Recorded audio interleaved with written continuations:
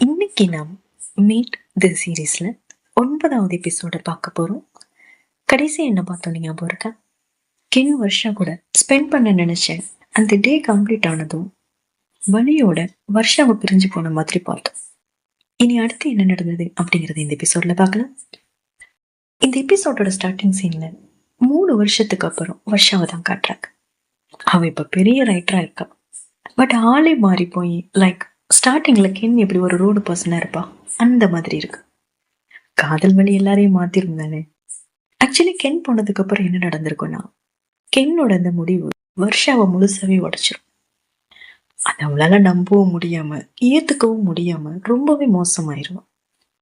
Thought தான் கென்னு force பண்ணி இங்க இருந்து கூட்டிட்டு போனதா நினைச்சு அவன் கிட்ட சண்டை போட்டுட்டு இருப்பான்.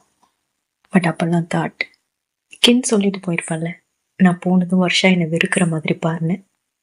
ஸோ அதை யோசிச்சு பார்த்துட்டு அவ போயிட்டான் வருஷா, இதை ஏத்துக்கோ, அவளை யாரும் கட்டாயப்படுத்தி இங்கிருந்து கூட்டிட்டு போகல, இது அவளோட முடிவு மட்டும்தான், அவளுக்கு நீ செட் ஆக மாட்டேன்னு அவ டிசைட் பண்ணிட்டா, இதை அக்செப்ட் பண்ணிக்கோன்னு அவனுமே கத்து. பட் வருஷாவால் அதை ஏத்துக்கவே முடியாது. அவ என்னை விட்டு போக மாட்டேன்னு ப்ராமிஸ் பண்ணியிருந்தா. நாங்க 2 பேருமே காதலிச்சோம், நீ பொய் சொல்றன்னு மட்டும்தான் திரும்ப திரும்ப சொல்லிட்டோம். பட் இந்த நம்பிக்கை எல்லாமே கென் கடைசி எழுதி வச்சிருப்பான்ல, அந்த லெட்டர் வருஷாவுக்கு கிடைக்கிற வரை மட்டும்தான் இருக்கும். கென் போன கொஞ்ச நாள்ல தாட் அவன்கிட்ட கொடுத்துட்டு போன அந்த 1 லைன் பார்த்து வச்சு ஒரு புக் பப்ளிஷிங் கம்பெனி ஸ்டார்ட் பண்ணுவோம். அதுல நாவல் எழுதுறதுக்காக வருஷாவை கம்பல் பண்ணி பேங்கா கூட்டிட்டு வருவோம். அப்ப வருஷாவும் அவ அம்மா கூட அங்க வருவான். அப்ப அங்க தாட் ஒரு பிளாட்டை கம்பெனி சார்பா வருஷாவுக்கு கொடுத்துட்டு அங்க எல்லாத்தையும் செட் பண்ணிட்டு கிளம்புவோம். பட் வருஷாவுக்கு பேங்காக்கு வந்ததுமே அவன் ஃபர்ஸ்ட் டைம் கென்னோட ஃபிளாட்ல என்ட்ரானது அங்க அவங்களுக்குள்ள நடந்த குட்டி குட்டி மூமெண்ட்ஸ் மைண்ட்ல வர ஆரம்பிக்கு. அப்ப வருஷா அதெல்லாம் யோசிச்சு பார்த்துட்டேன், ஏண்டி என்னை விட்டு போன, நீ என்னை காதலிக்கவே இல்லையான்னு ஃபீல் பண்ணிட்டேன். அந்த திங்ஸ் எல்லாம் அன்பேக் பண்ணுவான். பட் அப்போ அவனோட சூட் கேஸ்ல கென் வச்சுட்டு போன லெட்டர் இருக்கும். தாட்டு தான் அங்க வச்சிருப்பான். அந்த லெட்டரை பார்த்ததும் வருஷா அதே ஃபீலோடையே அதை ஓபன் பண்ணி படிப்பான். அதுல நான் ஏன் உன்னை விட்டு போனேன்னு நீ இப்போ யோசிச்சுட்டு இருப்பல்ல, இதை படிச்சா நீ அதை புரிஞ்சுக்க முடியும். ஆரம்பத்துல நம்மளோட காதல் இது எல்லாத்தையுமே கடந்து வரும்னு நினைச்சேன். ஆனா இப்போ ஒருவேளை இந்த காதல் மட்டும் இல்லைன்னு நான் இவ்வளவு கஷ்டங்களை சகிச்சுக்க வேண்டியிருக்காதல்ல, அந்த மாதிரி தான் தோணுது. இந்த ஃபினான்ஷியல் ஸ்டேட்டஸை நான் வெறுக்கிறேன். நீ மட்டும் என் லைஃப்ல வராம இருந்திருந்தா இந்த காதலும் வந்திருக்காது, என் ஃபேமிலி கஷ்டப்பட்டிருக்க மாட்டாங்க. பட் இப்போ ஒண்ணு நல்லா புரிஞ்சது, ஒரு பொண்ணு பையன் கூட தான் இருக்கணும். காதலுக்கு பாலினம் கிடையாதுன்னு சொல்றது எல்லாம் வெறும் கற்பனை மட்டும்தான். இந்த காதல்லாம் நீடிக்காதுன்னு சொல்றது மட்டும்தான் உண்மை.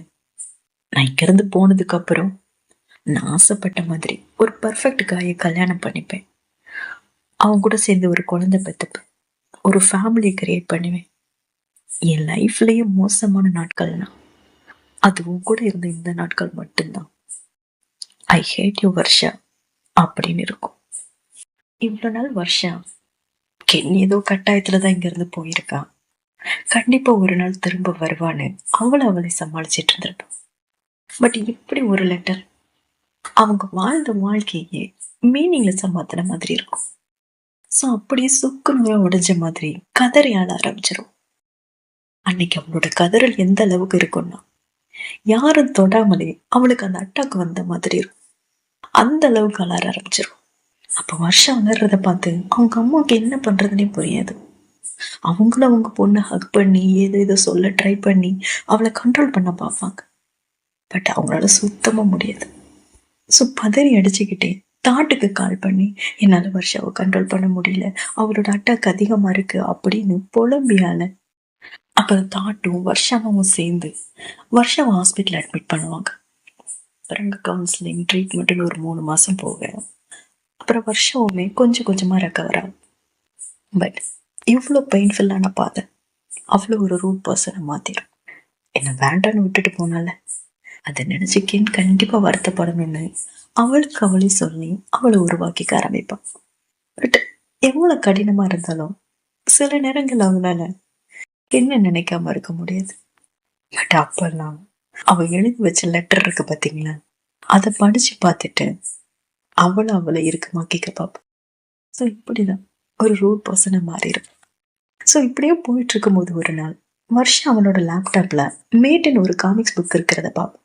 மேட்டுங்கிற பேரை பார்த்ததுமே வருஷாவுக்கு பழைய ஞாபகங்கள் வர அந்த புக்கை ஓபன் பண்ணி படிப்பான். அதில் பார்த்தா அந்த புக் ஃபுல் அண்ட் ஃபுல் இவங்க லைஃப் ஸ்டோரிய கார்ட்டூன் ஃபார்ம்ல அசம்பிள் பண்ண மாதிரி இருக்கும்.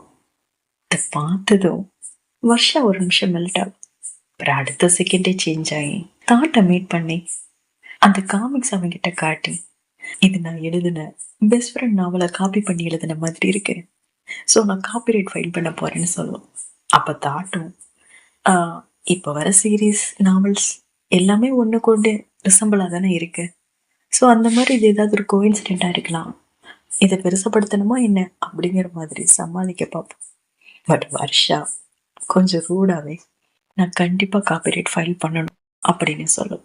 அப்போ தாட்டும் அந்த காமிக்ஸோட ரைட்டரோட பேரை பார்த்துட்டு, பேரை பார்க்க ஃபாரினர் மாதிரி இருக்கு, சரி நான் மெயில் பண்ணிடுறேன் அப்படின்னு சொன்னா, பட் வருஷா இல்லை, அவங்க இங்க வர இதை பத்தி என்கிட்ட பேசணும், அதுவும் என் கல்யாணத்துக்கு முன்னாடின்னு சொல்லிட்டு போகும்.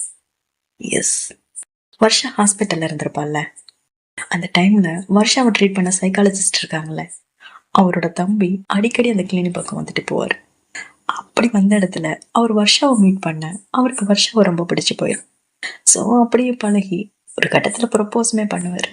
பட் வருஷாக்கு அதுல இன்ட்ரெஸ்ட் இருக்காது, ஸோ பிடி கொடுக்காமல இருந்துட்டு இருப்பான். பட் இப்போ ரீசெண்டா வருஷாவை இன்னொருத்தரை மேரேஜ் பண்ணிக்கிட்டு வருஷாவை அவங்க கூட அப்புறம் வர சொல்லுவாங்க. ஆல்ரெடி ஒருத்தன் பார்த்த வேலையில இருந்து இப்போதான் வெளியே வந்திருப்பான். ஸோ முடியாதுன்னு சொன்னேன், என்னால் உன்னை தனியாக விட்டுட்டு போக முடியாது, ஒன்று நீ கல்யாணம் பண்ணிக்கோ, இல்லை என் கூட உன கட்டாயப்படுத்துவாங்க. ஸோ அந்த டைம்ல தான் வேற வழி இல்லாமல் 10க்கு ஓகே சொல்லியிருப்பான். அதான் அந்த சைக்காலஜிஸ்டோட தம்பிக்கு. ஸோ இப்போ வருஷா என் கல்யாணத்துக்கு முன்னாடி மீட் பண்ணணும்னு சொல்லிட்டு போவேன். அப்போ தாட்டும் சரின்னு சொல்லிட்டு அப்புறம் வருஷா கிளம்புனதும், இப்பெல்லாம் உனக்கும் எனக்கு வித்தியாசமே இல்லாம போச்சுன்னு நினைச்சிட்டு லைட்டா சிரிப்பு சிரிச்சிட்டேன். கென், நீ திரும்ப வர வேண்டிய நேரம் வந்துருச்சுன்னு சொல்லிட்டு, ஹாய் கென், உன்னை பார்க்க வரேன்னு மெசேஜ் போடுறான். அப்ப அதே சேம் டைம் இங்க கென்னை காட்டுறாங்க. அவளை சுத்தி வருஷாவோட போட்டு நிறைஞ்சிருக்கேன். அப்பவும் கென் வருஷாவை வரைஞ்சிட்டு இருப்பான். அங்க வருஷா இப்படி டோட்டலா சேஞ்ச் ஆயிருந்தாலும் அப்படிதான் இங்க கென்னும் ஆளே மாறி போயிருப்போம். லைக் ரொம்ப சாஃப்டா நல்ல பொண்ணா ரோட்டு கடையில சாப்பிட்ற அளவுக்குன்னு கூட சொல்லலாம். வருஷாவோட காதல் இவ்வளவு இந்த மாதிரி மாத்திருக்கும். ஸோ இப்ப தாட் மெசேஜ் வர அதை பார்த்தது எக்ஸைட் ஆகி, நிஜமாவா எப்போ அப்படிங்கிற மாதிரி கேட்டு ஒரு ரிப்ளை போடுவான்.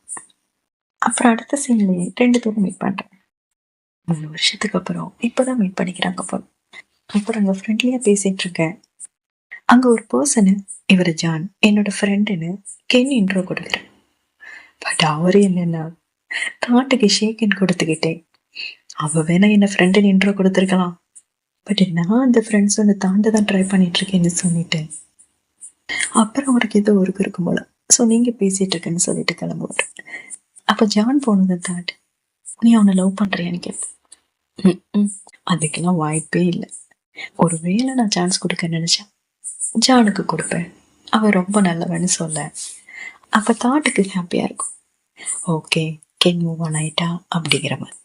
ஸோ அதே ஹாப்பிலேயே உனக்காக என்கிட்ட ஒரு நியூஸ் இருக்குன்னு சொல்லி வருஷாக்கு கல்யாணம் ஆக போகுதுன்னு சொல்லு. அப்ப கென்னோட ஃபேஸ் அப்படியே சேஞ்ச் ஆகும். அதுலயே தெரியும் அவ இன்னும் மூவ் ஆன் ஆகலைன்னு. அப்புறம் சமாளிச்சேன், ஓகே அவர் என்ன பண்றாருன்னு கேட்போம். அப்ப தாட்டும், அவர் பேரு 10, வருஷாவை ட்ரீட் பண்ற சைக்காலஜிஸ்டோட தம்பி. ஸோ கிளினிக்ல 2 பேரும் அடிக்கடி மீட் பண்ணிக்கிட்டாங்க, அண்ட் அது ஒர்க் அவுட்டும் ஆச்சு அப்படின்னு சொல்லுவோம். அப்புறம் ஜானை பார்க்க நல்ல பையனா இருக்கான், நீயே அவனுக்கு ஒரு சான்ஸ் கொடுத்து ஜான் கூட சேர்ந்து வருஷாவோட வெட்டிங் அட்டன் பண்ணக்கூடாதுன்னு கேட்போம்.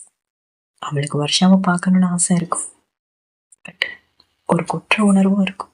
ஸோ அதுல என்னால வர முடியும்னு தோணலடா, நீயே என்னோட விஷயத்தை சொல்லிருன்னு சொல்லுவான். அப்ப தாட்டும், ரைட்டு விடு, உன்னோட எக்ஸ் லவரை பார்க்க வர வேண்டாம், பட் அஃபிஷியலா நீ இப்ப வந்தே ஆகணும்னு சொல்லி அந்த காப்பிரைட் மேட்டரை பத்தி சொல்லுவான். அப்ப கென்னுக்குள்ளேயுமே பழைய விஷயங்களோட அவனோட முகத்துல அழகா ஒரு ஸ்மைல் வரும். ரெண்டு பேருமே அவங்களோட லைஃபை ஆர்ட் ஃபார்ம்ல ரீக்ரியேட் பண்ணிருக்காங்கல்ல, அதை நினைச்சு ஸோ அந்த ஸ்மைலோடய ஓகே நான் அந்த காமிக்ஸை டெலிட் பண்ணிடுறேன் அண்ட் அதுக்கு எவ்வளோ நஷ்டன்னு சொல்ல நான் அதை பே பண்ணிடுறேன்னு சொன்னேன். அப்போ தாட் அதை நான் டிசைட் பண்ண முடியாதுமா, என் ரைட்டர் உன்னை மீட் பண்ணி தான் டிசைட் பண்ணுவேன்னு சொல்லியிருக்காங்கன்னு சொல்ல. அப்போ கில்ட்டி ஃபீல்ல எப்படி அவளை ஃபேஸ் பண்ணுறதுன்னு யோசிப்பான். அப்போ தாட் சீக்கன் நீங்கள் இதை இன்னும் ப்ராப்பராக ஃபேஸ் பண்ணலைல்ல, அதுக்கு கிடைச்ச ஒரு சான்ஸாக இதை நினச்சிக்கோயே.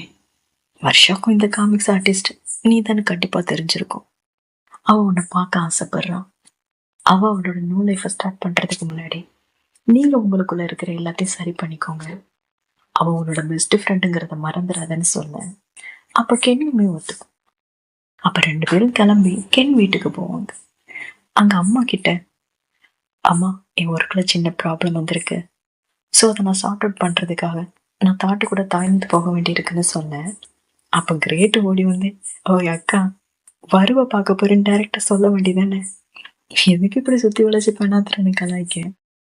அப்போ என்னம்மா கிரேட்டுக்கு கேட்ட போட்டு ஒன்று உங்கள் அப்பா மீட்டிங்க்கு வர சொன்னாங்கல்ல, ஸோ கிளம்புறியான்னு அவனை அனுப்பிட்டேன். அப்புறம் என்ன ப்ராப்ளம் என்ன அஃபிஷியல் ஒர்க்கு அப்படின்னு எதுவுமே கேட்காம சிம்பிளா நீ போய் உன் திங்ஸை பேக் பண்ணிட்டேன், ரெடி ஆகணும்ல அப்படின்னு சொல்லி தாய்லாந்து போகிறதுக்கு ஓகே சொல்லுவாங்க. பட் கென் போனதுக்கு அப்புறம் தாட்டு கிட்ட தனியா இந்த தாய்லாந்து ஒர்க்கில் வர்ஷாவுக்கு ஏதாவது சம்மந்தம் இருக்கான்னு சொல்லி கேட்பாங்க. அப்போ தாட்டும் தயங்கிக்கிட்டே ஆமான்னு சொல்லிட்டு, பட் உங்களுக்கு கென்ன அனுப்புறதுல விருப்பம் இல்லைன்னா இட்ஸ் ஓகே நான் புரிஞ்சுப்பேன்னு சொல்ல. இல்லை தாட், கென் போகட்டும், 3 வருஷம் அவங்கள பிரித்து வச்சு பெரிய தப்பு பண்ணிட்டோம். இப்போ அகைன் அவளுக்கு ஒரு சான்ஸ் கிடைச்சி இதை கண்டிப்பாக நான் தடுக்க மாட்டேன்னு சொல்கிறேன். அப்படியே ஃப்ளாஷ்பேக்கில் கென் வருஷா விட்டுட்டு வந்ததுக்கு அப்புறம் என்ன நடந்ததுன்னு காட்டுறாங்க. அந்த பிரிவோட முடிவு கென்னோட தான் இருந்தாலுமே அதை அவளாலேயே அக்செப்ட் பண்ணிக்காம ரொம்பவே கஷ்டப்படும். கென் மட்டும்தான் இங்கே வந்திருப்பான். அவன் மைண்டு ஃபுல்லாகவே வருஷம் மட்டும்தான் இருப்பான். கடைசியா வருஷம் அவன் பின்னாடி ஓடி வந்து கீழே வந்திருப்பான்ல, அது மட்டுமே அவன் மைண்ட்ல சுத்தி சுத்தி வர வீட்டுக்குள்ளே முடங்கி போயிடுவான். புது வருஷ போட்டோ பார்த்து அழுதுட்டே இருப்பான். யாருக்கிட்டையும் ஒரு வார்த்தை கூட பேச மாட்டான். அவளோட அமைதி எந்த அளவுக்கு இருக்கும்னா, இந்த ப்ராப்ளம் எல்லாத்துக்கும் வருஷம் மட்டும்தான் காரணம்னு சொல்லிட்டு இருந்தேன். அந்த மொத்த ஃபேமிலியும் இவ்வளவு ப்ராப்ளம் இருந்திருந்தாலும் வருஷாவையும் கூடவே கூட்டிட்டு வந்திருந்தாங்க. கென் இந்த அளவுக்கு கஷ்டப்பட்டிருக்க மாட்டாளன்னு நினைச்சு அவங்களுமே ஃபீல் பண்ற அளவுக்கு இருக்கும். அப்போ கென் ஃபேமிலிக்கு கென்னை எப்படி அதுல இருந்து வெளியே கொண்டு வரதுன்னே புரியும். கென்னோட நிலைமையை பார்த்து வீட்டுல எல்லாருமே ஃபீல் பண்ணுவாங்க. அப்பதான் அவங்களுக்கு ஒரு ஐடியா வரும். கென்னுக்கு டிராயிங் பண்றதுன்னா ரொம்ப பிடிக்கும்ல.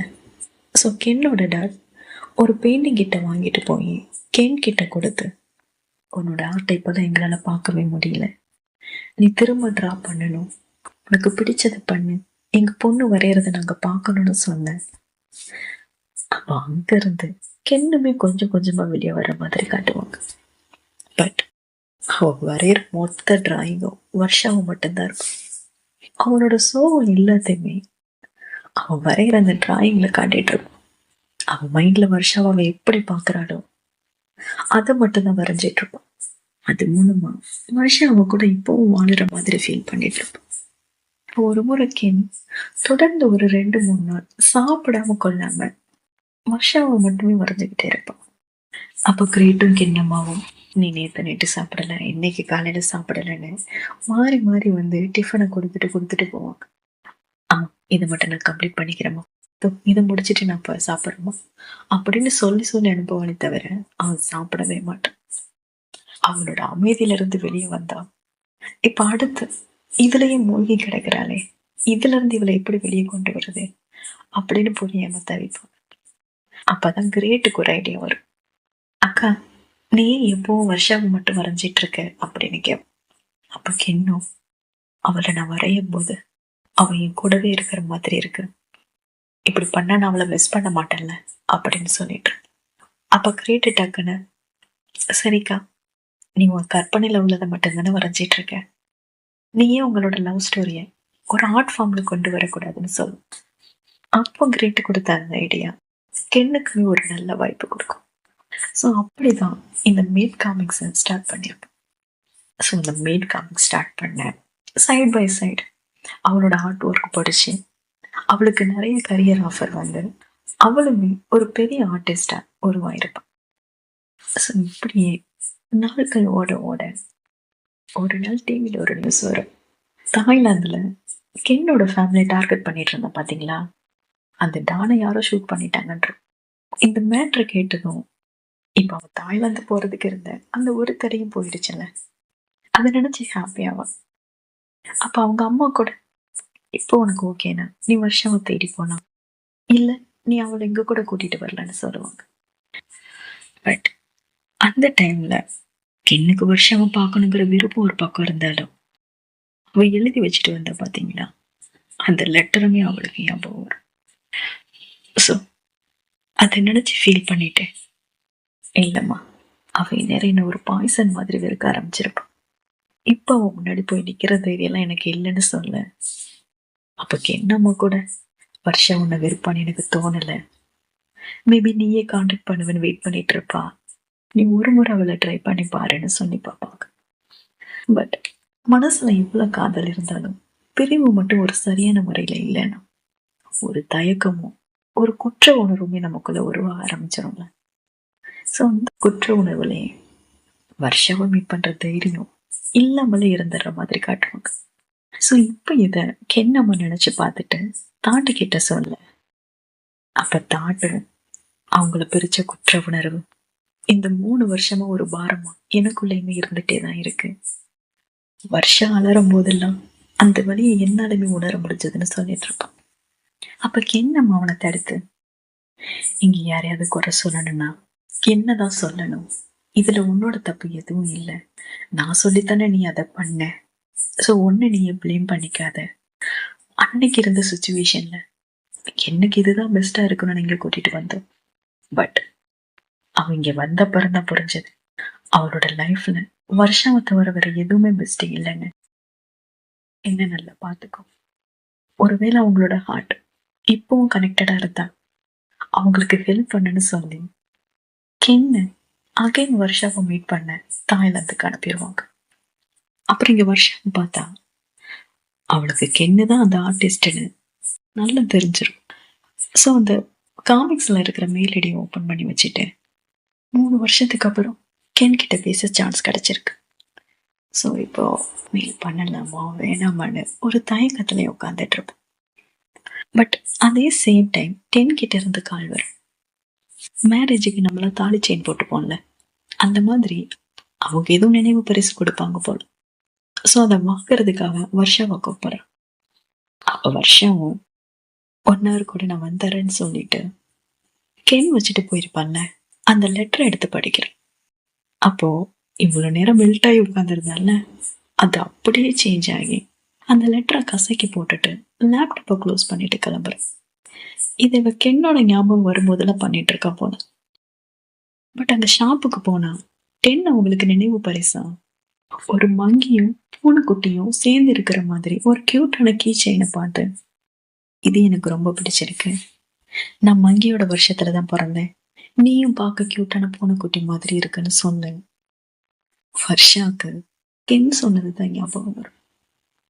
அது மட்டும் இல்லாம கவுன்சிலிங்ல வருஷா, எங்களுக்குள்ள எல்லாமே ரொம்ப அழகா இருந்தது, ஏன் இப்படி நடந்ததுன்னு இப்போ வரை என்னால புரிஞ்சுக்க முடியல, இப்ப எனக்கு எப்படி இருக்குன்னா இந்த பூனைக்குட்டிய அதோட ஓனர் அனாதையா விட்டுட்டு போன மாதிரி இருக்குன்னு சொல்லி அழுதுருப்போம்.